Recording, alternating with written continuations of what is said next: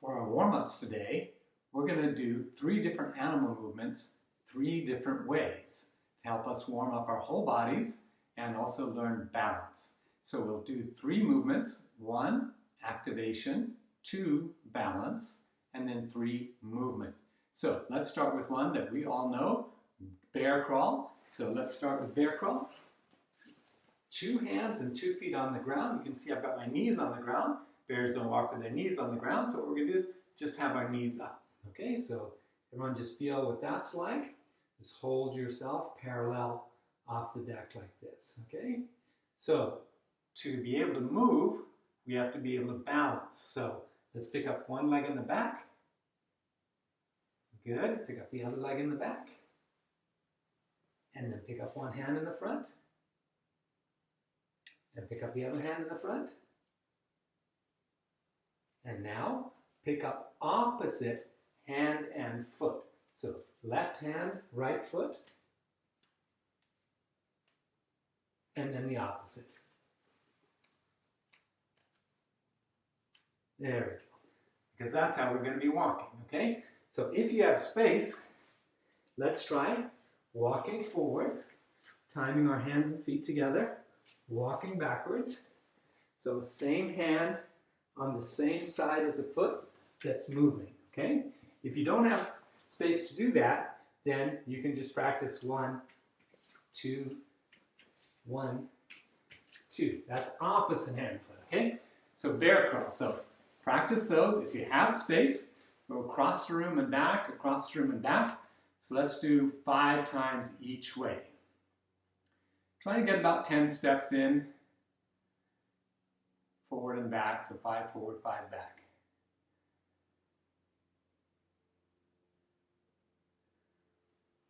All right, so hope you did well on bear crawl. So now we'll do crab. It's another one that most of us know. So again, make sure that you have stable. Scoot your weight forward and back so you can feel when you're in the middle there. All right, so let's pick up one foot. There we go. Pick up the other foot, pick up one hand, pick up the opposite hand. All right, and now pick up opposite hand and foot. So left foot, right hand, balancing on 2. Good job. The other side, pick up the other side, and this hand, balancing on 2. Okay, so the way we're going to walk with this is hands, feet, hand and foot on the same side, hand and foot on the same side. And then forward, hand, foot, hand, foot, hand, foot. So I think you all know how to do this one. So just scoot and coordinate your hands and feet together on that. Okay, so crab walk. So use the same space that you use for a bear crawl to do upside down bear crawl or crab walk. So try that 5 times each way. Come back and we'll do one more.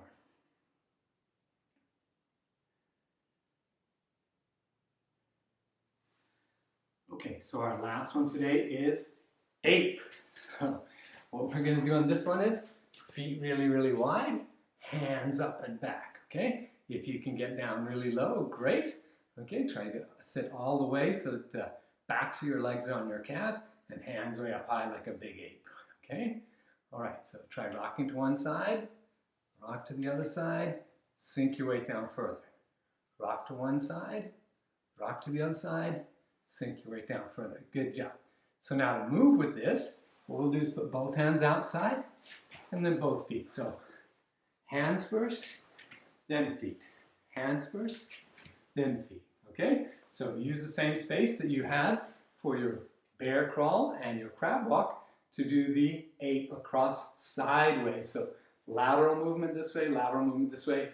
Use as much space as you have. Otherwise, just do one way and one the other way. Good. So in these lessons, I keep talking about the daily dozen, and I've even told you about the grandmaster who created these so many years ago. But some of you don't know what all the daily dozen are. So I'll show you all 12, but I'm going to recommend you probably only do 11 of them. So we'll show you why you probably don't want to do number 10. So let's begin with number 1, and I'll give you a little mnemonic to help you try to remember each one. So number 1 is one leg out in the front, body up straight, and leaning forward, chest out towards your foot. All right, so do not worry if you cannot reach your foot with one hand or two hands. Just do your best to lean forward and stretch your leg.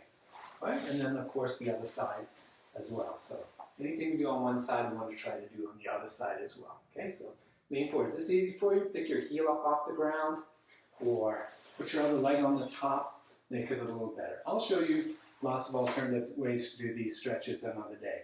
But let's just quickly go through all of them. Number 2 is 2 feet in the front. So that's an easy way to remember that. 2 feet in the front, same thing. Leaning forward, back straight, up tall, and reach forward. All right. Number 3. Again, lots of ways you can do this, but 1, 2, 3 is how we remember it. Okay, 3. So lean far forward, grab your feet if you can, put your chest on the floor if you can, but don't try to arch your back and put your head down on the floor. So number 4 is making a table with your tummy. So get your belt way up high in the air and stretch your shoulders a little bit. And then number 5, a couple of different ways you can do this. One leg out in the front, one leg crossed over the top, and then reach on the outside and make sure your body's up really, really tall. You can push with the other hand to get your upper body straight, and then look around behind you. And other side. And one of the ways you can make this a little bit more interesting is bend your other leg as well like this and come on the outside of this. Again, push yourself up straight and come looking behind you on this one. Okay, next one is stretch number 6. So number 6 is trying to make a 6 with your body, looking up at the ceiling like a seal. All right, and then number 7 is making 7s with your knees and looking up, making an arch your back. All right, number 8. So number 6 and 7 are on your tummy, and number 7 and 8 are on your back. I'm sorry, number 8 and 9 are on your back. So number 8 is arms out to the side, legs straight up in the air, and just tick-tock like a clock. So working your trunk muscles, keep your feet together, don't quite let them touch the floor, and lift them back up again.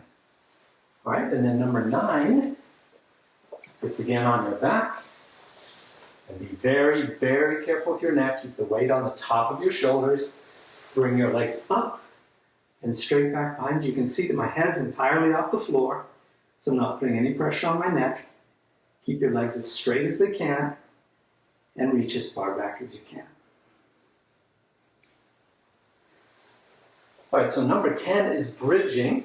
Now, I do not recommend you do this one if you cannot keep your head off the floor on the way down and on the way back up. So if either one of those makes you touch your head on the floor, I don't recommend this. But bridging means just bring your feet in tight, bring your hands so that your fingers are pointed back towards your shoulders by your ears, and bridge yourself up.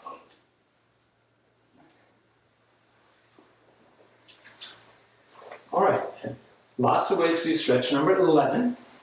One way you can do it by yourself on the ground is just to have your knee on the ground and slide one leg out in front of you like this, and the other leg back. If this is really easy for you, then raise up your leg and put your leg all the way down on the ground like this.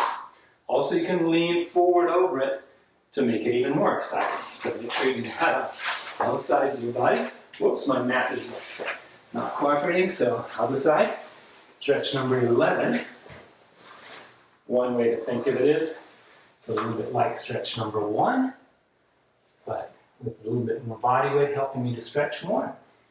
So, jam up against this wall. Oh, knees forward. Okay, and then stretch number 12 is in the middle, letting your feet slide out as far as you can. Keep your weight on your hands like this. So, those are our daily dozen, and go over these so that you can remember all of them. But again, be cautious with number 10. That is definitely not for everybody. Thank you. So Blue Jackets, we've been over your forms and one steps lots of times. We'll do a quick review of those, and then we're going to move on to something new. So I'm not going to tell you exactly what the new thing is, but I will tell you that you're going to need to know the difference between a side kick and a round kick really clearly and be able to demonstrate that. So let's do a quick review of the forms and one-steps, and then you can let me know when you think you're ready to show me for a belt test. So the one-step attack is the same as you've been doing all along.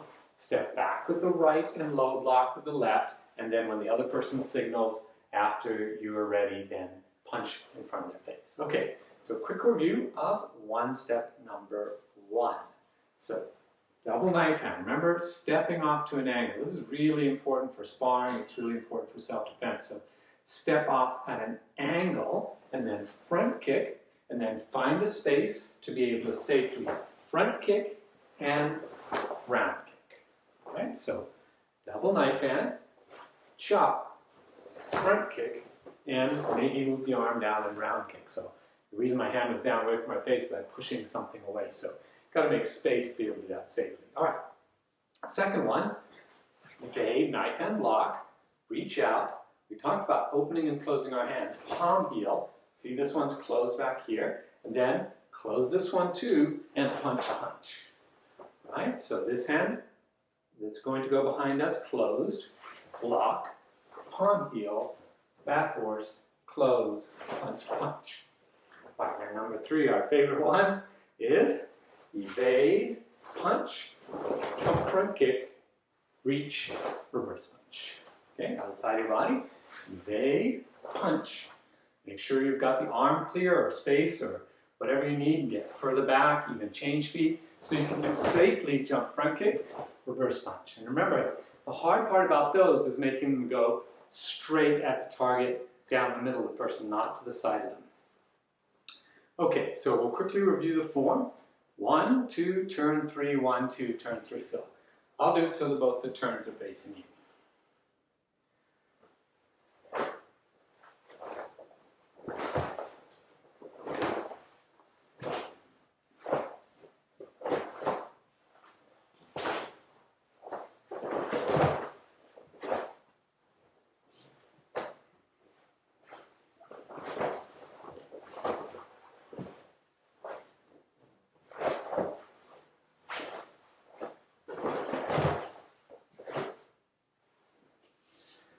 Now you still saw me step back between number 3 and number 1 because I just didn't have space, but you should be stepping forward and changing. So that's a quick review of that. We'll come back and look at round kicks and side kicks. Blue Jackets, we need to clearly see the difference between round kick and side kick. So here's one way that you can see it. Hold on to something that'll help you to balance. Grab your ankle. And now see where my knee is kind of in front of me? Bring your knee all the way around behind you as far as it'll go. And then when you've got it, let go like that, catapult it out and back. And then bring it in tight. Flick it out and back and pull it back tight behind you. So you can see that my knee is actually going behind the level of my heel that's on the ground. But my heel is pointing away from the direction I'm kicking. Right? So one more time. Pick up your knee. Hold on to your ankle, pull it all the way back behind you, far behind the level of the heel on the other side. Round kick, round kick. All right, so that's traveling that direction. So ask someone to help you, find a wall, take a video of it, practice it 10 times on each side, come back and show me.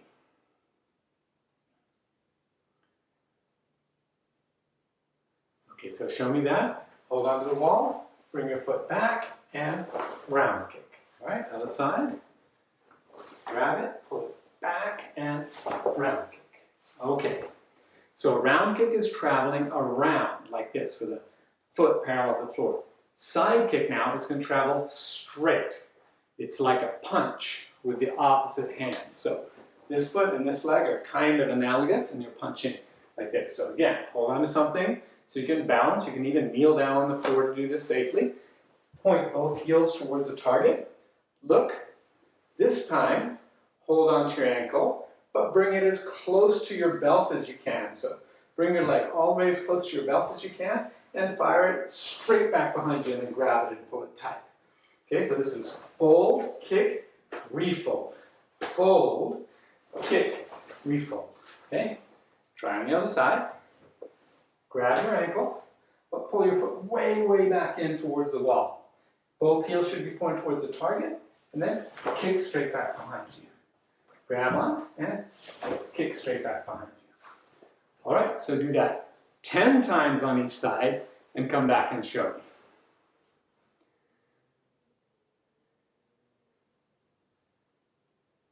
All right, so if somebody's holding the pad for you, they could be holding it straight up and down, or they could be holding it horizontally. So you have to be able to hit a target or a pull noodle that's this way and a pull noodle that's this way. So again, side kick, come in tight, stomp out and back, stomp, okay. And stomp, stomp. Okay, so let's quickly take a look at those together. So round kick means I pull back, round, side, knee is as close to me as I can get it, and kick back behind. Okay, try that. So grab your ankle, pull it away, and round kick, and then grab it in and side kick. All right, so practice that a million times, and I promise you it'll help us on the next form and one steps that we're going to work on. Thank you.